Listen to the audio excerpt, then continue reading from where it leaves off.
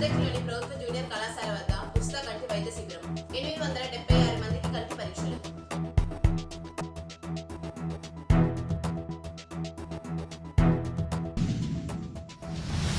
భక్తులతో రద్దీగా మారిన మణికేశ్వరంలోని గంగా భ్రమరాంబ సమేత మల్లేశ్వర స్వామి దేవస్థానం. ప్రత్యేక పూజలు నిర్వహించిన భక్తులు.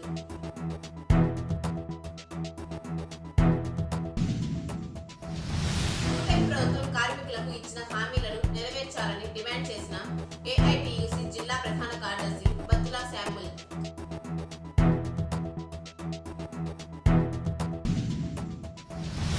అద్దెకిలోని ప్రభుత్వ జూనియర్ కళాశాల వద్ద నిర్వహించిన ఉచిత కంటి వైద్య శిబిరంలో 876 మందికి కంటి పరీక్షలు చేశారు.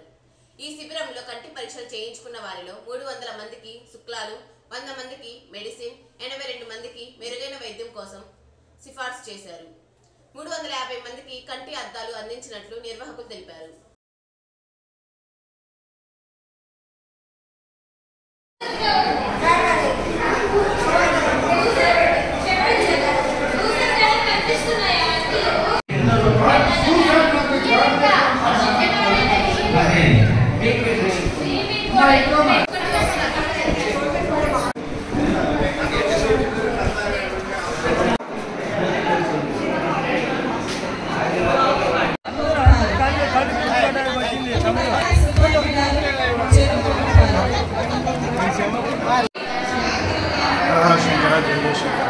శంకరకంటి హాస్పిటల్ పెదగాకాని గుంటూరు శ్రీ కొట్టిపాటి రవికుమార్ గారి జన్మదిన శుభాకాంక్షల సందర్భంగా రాష్ట్ర విద్యుత్ శాఖ మంత్రివర్యులు వారి ఆధ్వర్యంలో జిల్లా అంధత్వ నివారణ సంస్థ సంయుక్తంగా కలిసి ఉచిత కంటి వైద్య శిబిరం ఈరోజు అనగా ఆదివారం 9వ తారీఖు నిర్వహించడం జరుగుతుంది. అద్దంకి గవర్నమెంట్ జూనియర్ కాలేజీ నందు ఈ వైద్య శిబిరంలోకి నియోజకవర్గ స్థాయిలో ప్రజలు వచ్చారు. వీళ్ళందరికీ ఉచితంగా కంటి పరీక్షలు చేసి శుక్లాలు ఉన్న వాళ్ళకి ఆపరేషన్ తేదీలు ఇవ్వడం జరుగుతుంది. ఈ తేదీలు ఈ నెల 12వ తారీఖు నుంచి మొదటి బ్యాచ్ తీసుకెళ్లడం జరుగుతుంది.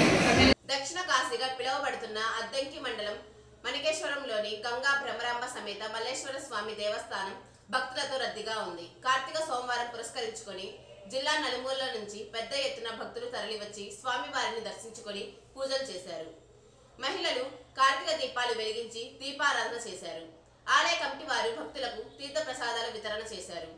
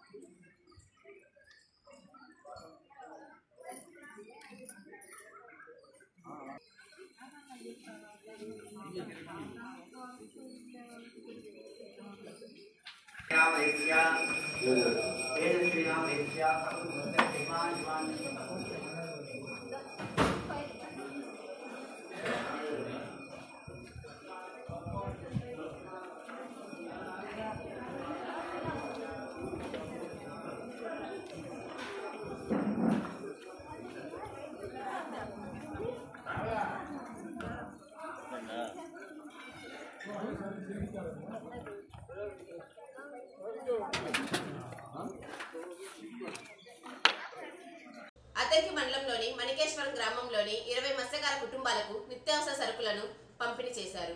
50 కేజీల బియ్యం, కందిపప్పు కేజీ, పంచదార కేజీ, నూనె కేజీ పంపిణీ చేశారు. ఈ సందర్భంగా నియోజకవర్గ ఐటీడీపీ అధ్యక్షుడు షేక్ కరీముల్లా మాట్లాడుతూ వృత్తిపై ఆధారపడి జీవనోపాధి నడుపుకునే కుటుంబాలు తుఫాను వల్ల నష్టపోయిన వారికి ప్రభుత్వం వెంటనే స్పందించి సహాయాన్ని అందించడం జరిగిందని అన్నారు. బలికురవ మండలం సూరేపల్లిలోని 65 సంవత్సరాల కొండ మీదకు రామాంజనేయులు చీపురు పుల్లల కోసం వెళ్లి అపస్మార స్థితిలో పడిపోయాడు. గమనించిన గొర్రెల కాపరులు స్థానికులు 108 కు సమాచారం అందించారు.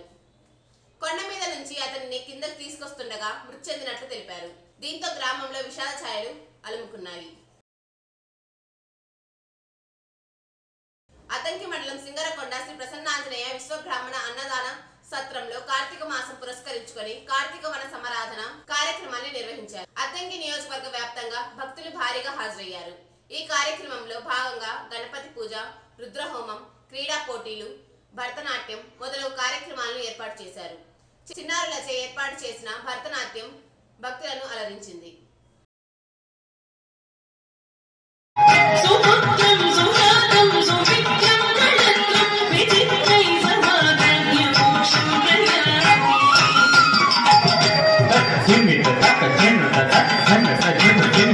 ఎన్నికల ముందు ప్రస్తుత కూటమి ప్రభుత్వం కార్మికులకు ఇచ్చిన హామీలను నెరవేర్చాలని ఏఐటియుసి జిల్లా ప్రధాన కార్యదర్శి బత్తుల శ్యాముల్ ప్రభుత్వాన్ని డిమాండ్ చేశారు.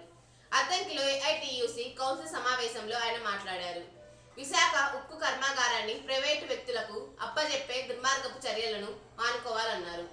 వైద్య కళాశాలలను ప్రైవేటు వ్యక్తులకు అప్పజెప్పడాన్ని తీవ్రంగా ఖండిస్తున్నామన్నారు.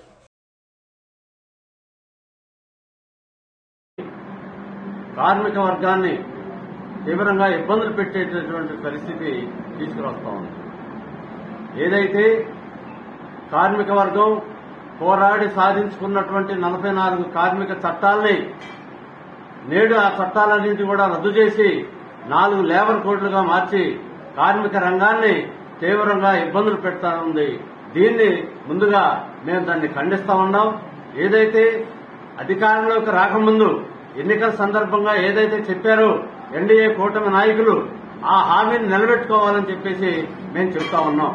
ప్రధానంగా ఈ రాష్ట్రంలో ఉన్నటువంటి విశాఖ ఉక్కు కర్మాగారాన్ని ప్రైవేటీకరించాం, ప్రైవేటు వ్యక్తుల చేతులు పెట్టాం, మేము ప్రభుత్వ పరంగా ఉంచుతామని చెప్పేసినటువంటి ఎన్డీఏ నాయకులు ఈ రోజున విశాఖపట్నంలో ఉన్నటువంటి విశాఖ ఉక్కు కర్మాగారంలో ఉన్నటువంటి సుమారు 32 రంగాల్ని ప్రైవేటు వాళ్ళకు అప్పచెప్తాడు.